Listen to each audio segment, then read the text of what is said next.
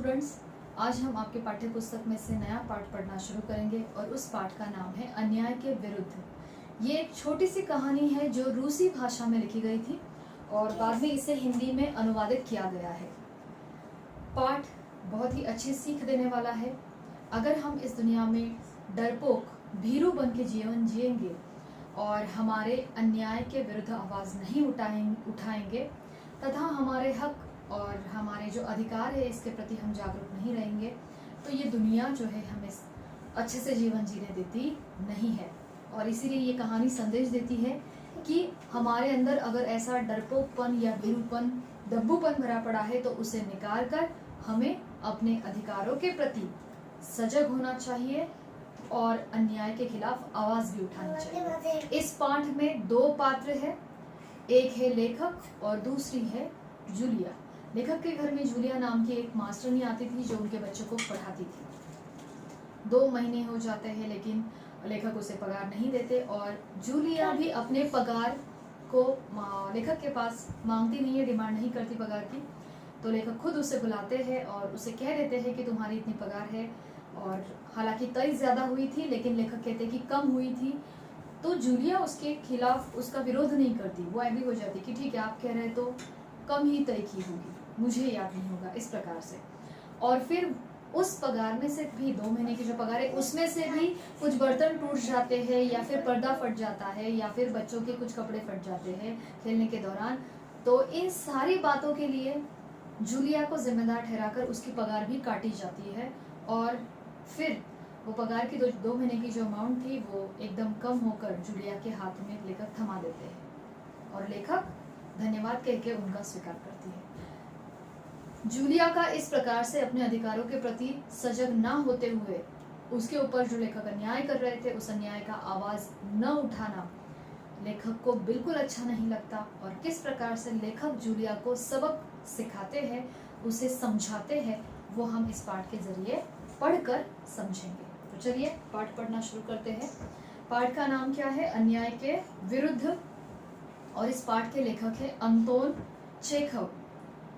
Anton Chekhov, ये कहानी जो कि रूसी कहानी है तो ये रूस के कथाकार है और हिंदी में इसे अनुवादित किया है प्रभाकर द्विवेदी जी ने। तो कहानी के अनुवादक कौन है? प्रभाकर द्विवेदी जी। अब पाठ की प्रस्तावना पढ़ते हैं। यह कहानी मूल रूप से रूसी भाषा में लिखी गई है। इसके लेखक है अंतोन, प्रसिद्ध रूसी कथाकार एवं नाटककार अंतोन चेखव। इसका हिंदी अनुवाद श्री प्रभाकर द्विवेदी ने किया है। अंतोन चेखव जी ने हास्य व्यंग की पत्रिकाओं में लेख लिखे, कहानियां और उपन्यास भी लिखे हैं। मतलब बहुत सारे पत्र पत्रिकाओं में आर्टिकल्स लिखे हैं, कहानियां लिखी है और नॉवेल्स भी लिखे हैं। चेखव ने बच्चों के लिए काफी लिखा है, बच्चों के लिए उनकी कहानियां प्रसिद्ध हैं। चेखव के लोकप्रिय नाटक है सिगल, 3 बहनें, चेरी, आर्चर्ड आदि। इस कहानी में चेखव ने यह संदेश देने का प्रयास किया है कि किसी भी अन्याय को सहना नहीं चाहिए। अपने अस्तित्व को बनाए रखने के लिए इस कठोर एवं निर्मम संसार से संघर्ष करना होगा। तो मतलब हमें अपने अधिकारों के लिए संघर्ष करना ही चाहिए। इस संसार में दब्बू, भीरू और कायर लोगों के लिए कोई जगह नहीं है। दब्बू यानी डरपोक, कायर मतलब भी डरपोक, भीरू जो सबसे, दब्बू यानी मूर्ख होता है, भीरू और कायर का अर्थ होता है डरपोक। तो ऐसे लोगों के लिए इस दुनिया में कोई जगह नहीं है। आगे अब हम पाठ पढ़ना शुरू करते हैं। कुछ दिन पहले की बात है, मैंने अपने बच्चों की मास्टरनी जूलिया को अपने पढ़ने के कमरे में बुलाया और कहा, बैठो जूलिया, मैं तुम्हारी तनख्वाह का हिसाब करना चाहता हूँ। तो लेखक ने मास्टरनी जूलिया को बुलाया और क्या कहा कि मैं तुम्हारा हिसाब करना चाहता हूँ। मेरे ख्याल से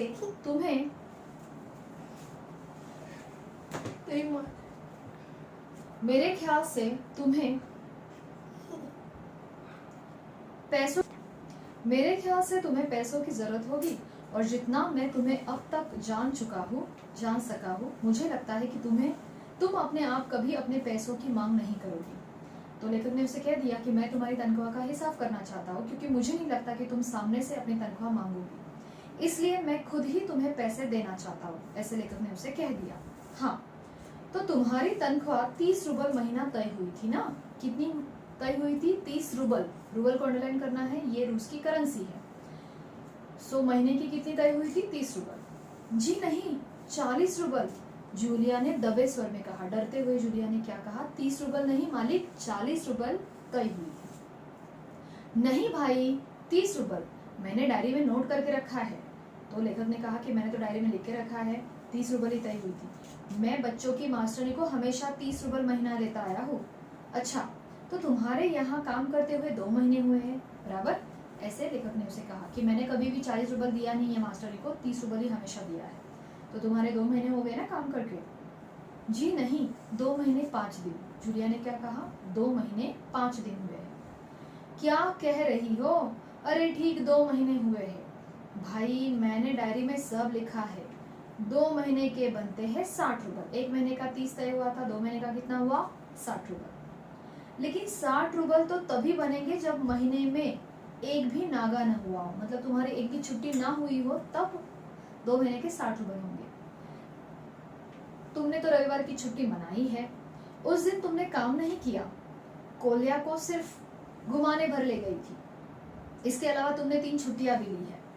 जूलिया का चेहरा पीला पड़ गया। अब जूलिया का चेहरा मायूस होता जा रहा था, क्योंकि मालिक हर एक दिन का हिसाब लगा रहे थे कि रविवार की छुट्टी मनाई है, 3 दिन तुमने काम नहीं किया है, सिर्फ कोल्या को घुमाने के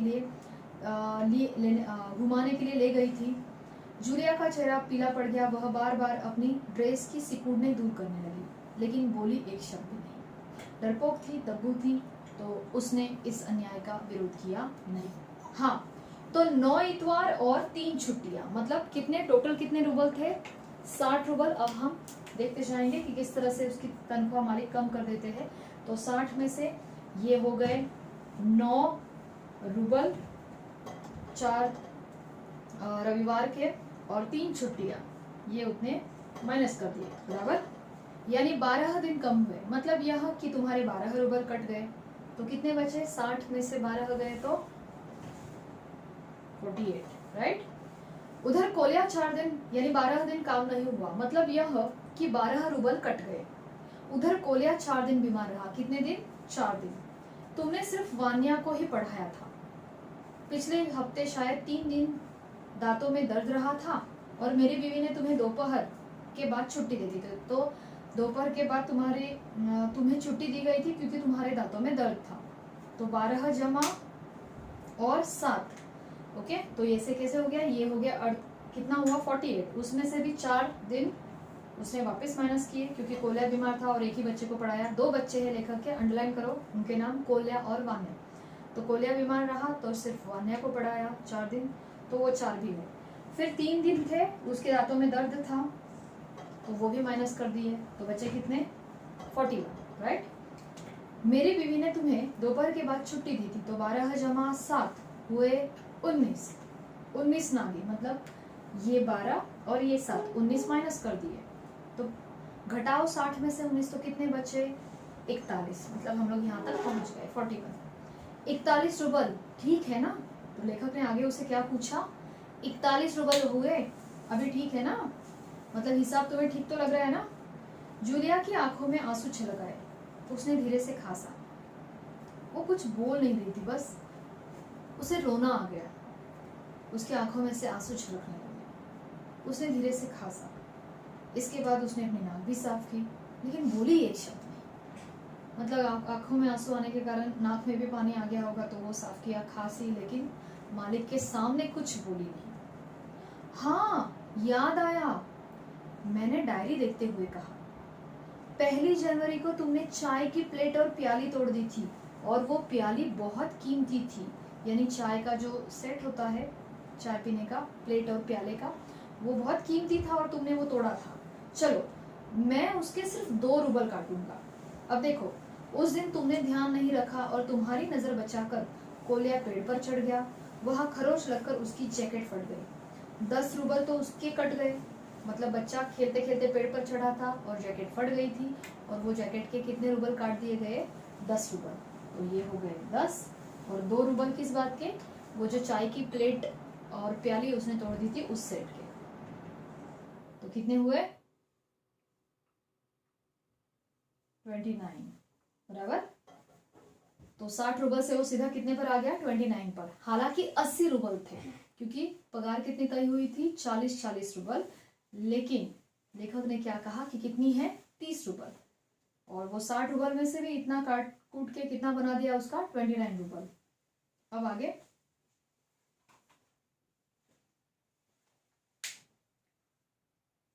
10 रूबल उसके कट गए। इसी तरह तुम्हारी लापरवाही के कारण नौकरानी ने वान्या के जूते चुरा लिए। अब देखो, तुम्हारा काम बच्चों की देखभाल करना है, तुम्हें तो उसी के पैसे मिलते हैं, तुम अपने काम में ढील दोगी तो पैसे कटेंगे कि नहीं। उसे क्या समझाया कि तुम्हारी लापरवाही के कारण कोई दूसरी नौकरानी थी घर में, उसने एक वान्या के जो उनका बच्चा है लेखक का, उसके जूते चुरा के ले गया, और ये बच्चों की देखभाल करना, उसकी चीज़ों का ख्याल रखना, ये तुम्हारा काम है, इसी के पैसे मिलते हैं। अगर तुम अपने काम को अच्छी तरह से नहीं करोगी तो पैसे कटेंगे कि नहीं। ऐसा किसने कहा, लेखक ने जूलिया को कहा। मैं ठीक कह रहा हूं ना।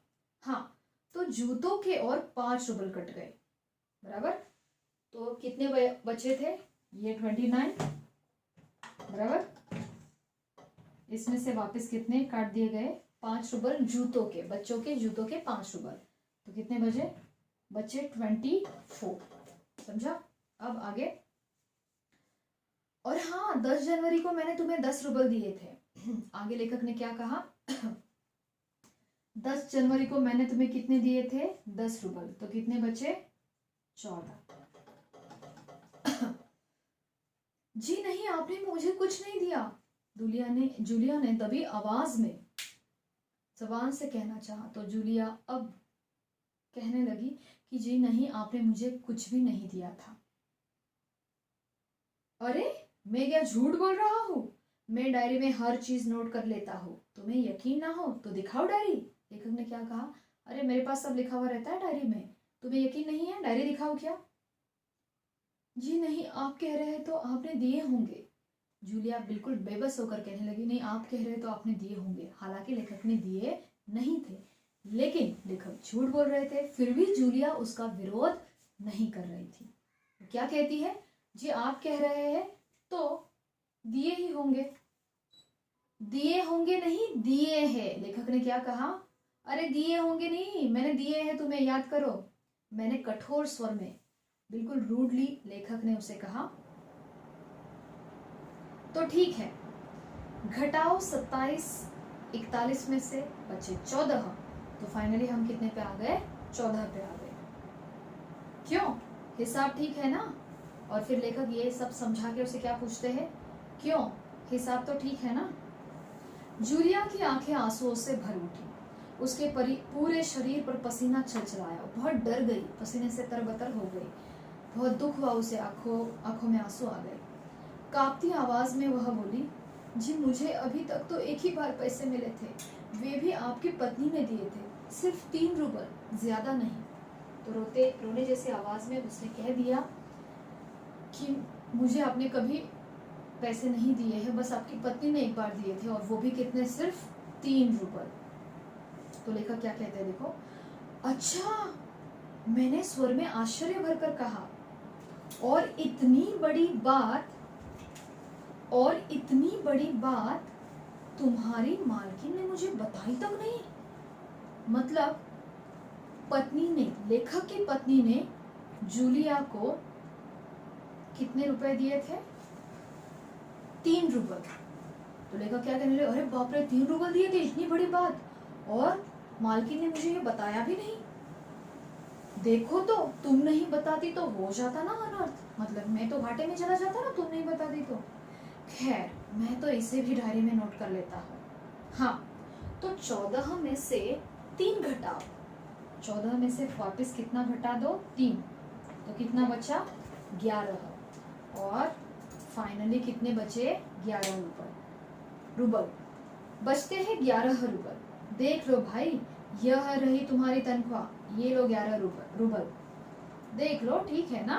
और लेखक ने क्या किया, वो 11 रूबल लेकर जूलिया के हाथ में थमा दिए कि ये लो भाई तुम्हारी 2 महीने की पगार। अब आगे क्या होता है देखो। उसने कांपते हुए हाथों से 11 रूबल अपने हाथ में ले लिए। तो उसने किसी भी बात का विरोध नहीं किया, चुपचाप वो 11 रूबल हाथ में ले लिए और अपनी जेब टटोल कर किसी तरह उन्हें उसमें से ठूस लिए। किसी तरह से उसने वो जेब में डाल दिया। वो तो बिल्कुल रोने जैसी अवस्था में थी और वह धीमे से विनित स्वर में, मतलब बिल्कुल पोलाइटली, विनित यानी नम्रता से, पोलाइटनेस से बोली, जी धन्यवाद। अब इसका, जूलिया का ये धन्यवाद सुनने के बाद लेखक को बहुत गुस्सा आया। मैं गुस्से से उबलने लगा। कमरे में चक्कर लगाते हुए मैंने क्रुद्ध स्वर में कहा, क्रुद्ध यानी क्रोधित होकर लेखक ने कहा, धन्यवाद? धन्यवाद किस बात का जूलिया? थैंक यू किस बात के लिए बोल रही हूँ? जी आपने मुझे पैसे दिए इसके लिए धन्यवाद। ये किसने कहा? जूलिया ने। अब मुझसे रहा नहीं गया। मैंने ऊंचे स्वर में लगभग चिल्लाते हुए कहा उसे। लेखक ने जूलिया से कहा, तुम मुझे धन्यवाद दे रही हो जबकि तुम अच्छी तरह से जानती हो कि मैंने तुम्हें ठग लिया है। जूलिया को वे डांटने लगे। क्या कहने लगे? अरे तुम्हें पता भी है मैंने तुम्हें ठग लिया है, मैंने तुम्हें धोखा दिया है, यानी तुम्हारी सारी तनख्वाह मैंने हड़प ली है, तुम्हें धोखा दिया है, तुम्हारे सारे पैसे हड़प लिए हैं और इसके बावजूद भी तुम मुझे धन्यवाद दे रही हो। लेखक को बहुत गुस्सा आया था और गुस्से में लेखक उसे कह रहे थे, किस बात का धन्यवाद दे रही हो? मैंने तो तुम्हारा पैसा हड़पा, तुम्हें धोखा दिया है और फिर भी तुम धन्यवाद क्यों दे रही हो? जी हाँ, इसके पहले मैंने जहाँ जहाँ काम किया उन लोगों ने तो मुझे एक पैसा तक नहीं दिया, आप कुछ तो दे रहे हैं। तो देखो कितनी मूर्ख है वो, कितनी दब्बू है वो। इसके पहले उसने जहाँ जहाँ काम किया है उन लोगों ने उसे पैसा दिया भी नहीं था, इसलिए वो यहाँ पे धन्यवाद कह रही है कि लेखक ने उसको कुछ तो दिया। हालांकि कितना दिया था? तो ये था 60 रूपए और 60 का सीधा उसने कितना बना दिया लेखक ने? 11 रूपए। वो 60 भी एक्चुअली गलत था, वो एक्चुअली कितना होना चाहिए था? 80। ये वाला राइट था और ये 80 का उसने सीधा क्या कर दिया? 11 रूपए, राइट। उन लोगों ने तो मुझे एक पैसा तक नहीं दिया, आप कुछ तो दे रहे हैं। उसने मेरे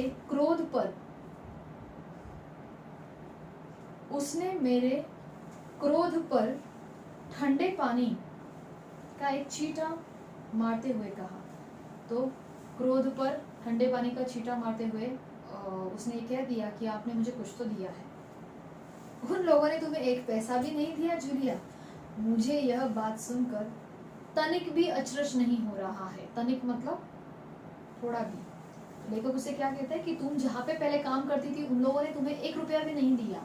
ये जो तुम बात मुझे बता रही हो ना, इस बात का मुझे कोई आश्चर्य नहीं है कि तुम हो ही ऐसी मूर्ख जो अपने ऊपर हो रहे अन्याय को सहती हो, अपने अधिकारों के प्रति तुम सतर्क नहीं हो, तो कोई भी तुम्हारे साथ अन्याय ही करेगा।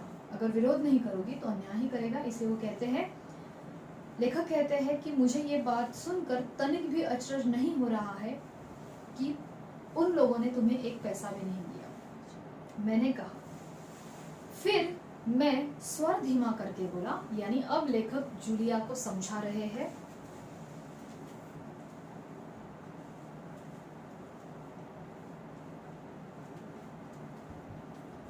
अच्छा, अब लेखक जूलिया को समझा रहे हैं। क्या समझा रहे हैं देखते हैं। जूलिया, मुझे इस बात के लिए माफ कर देना, मैंने तुम्हारे साथ एक छोटा सा क्रूर मजाक किया।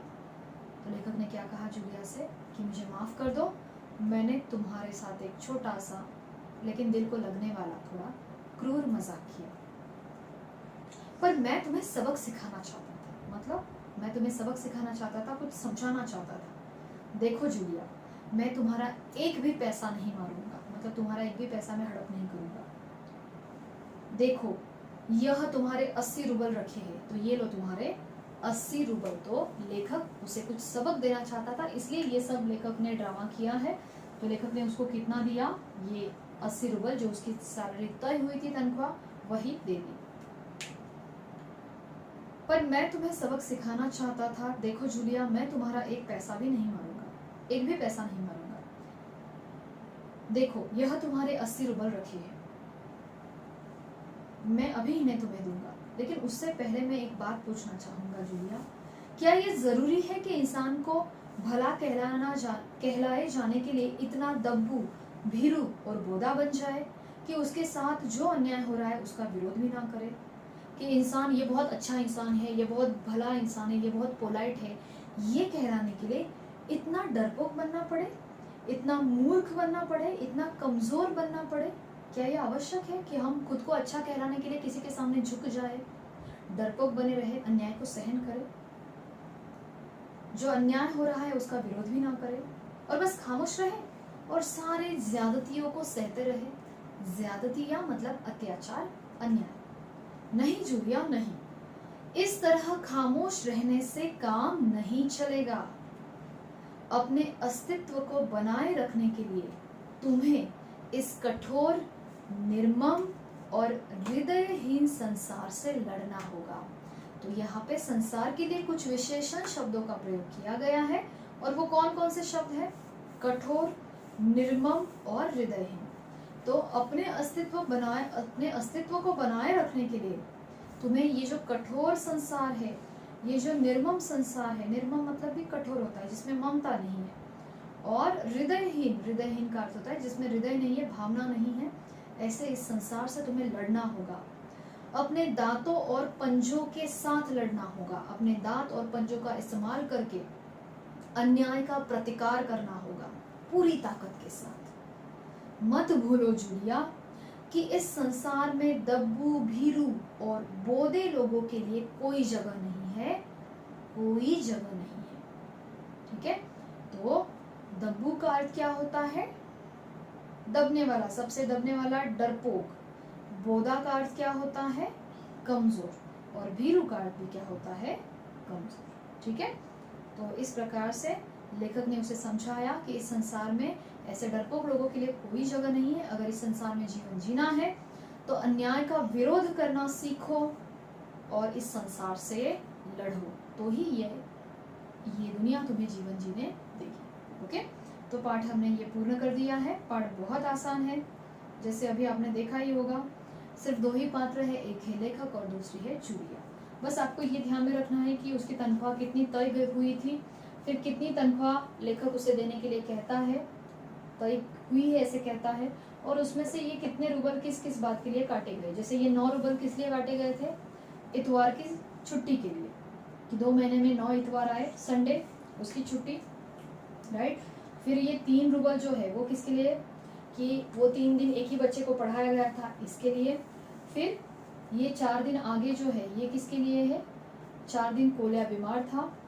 अच्छा, ये 3 जो है ये छुट्टी के लिए है, 9 जो है ये इतवार के लिए है, 3 जूलिया ने छुट्टी ली थी, 4 उसने सिर्फ वान्या को पढ़ाया था तो वो भी छुट्टी में काउंट कर लिया, और 3 दिन हाफ डे से गई थी वो। ठीक है?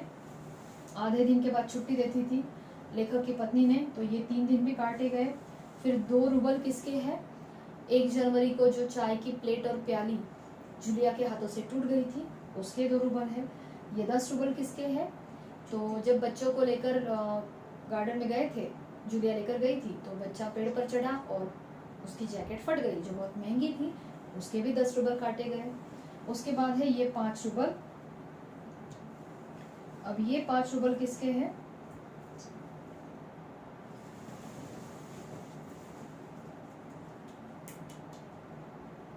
जूतों के। ठीक है? तो जूते जो है नौकरानी ने चुराए थे और दूसरे नौकरानी ने चुराए थे, उसकी भी जिम्मेदारी किसके, उसका भी कारण किसके माथे पर आ जाता है? जूलिया के। उसके 5 रूबल है। उसके बाद है ये 10 रूबल। ये लेखक का कहना है कि 10 जनवरी को उसने एडवांस 10 रूबल दिया था, वो भी काटा गया। फिर ये 3 रूबल जो मालकिन ने उसे सच में दिए थे, वो 3 रूबल भी काटे गए, और इस प्रकार से 80 रूबल का उसने 60 बताया, और 60 का भी कितना कर दिया? 11 रूबल। तो ये कौन कौन से कारण से कितने रूबल काटे गए, बस वो आपको ध्यान में रखना है। बाकी पाठ बहुत आसान है, कहानी बहुत आसान है, और पाठ आपको पढ़ना है। और अगर इस पाठ में कोई भी डाउट्स आपको आते हैं तो हमारा जो जूम लाइव लेक्चर होगा उसमें हम उस डाउट को ज़रूर डिस्कस करेंगे।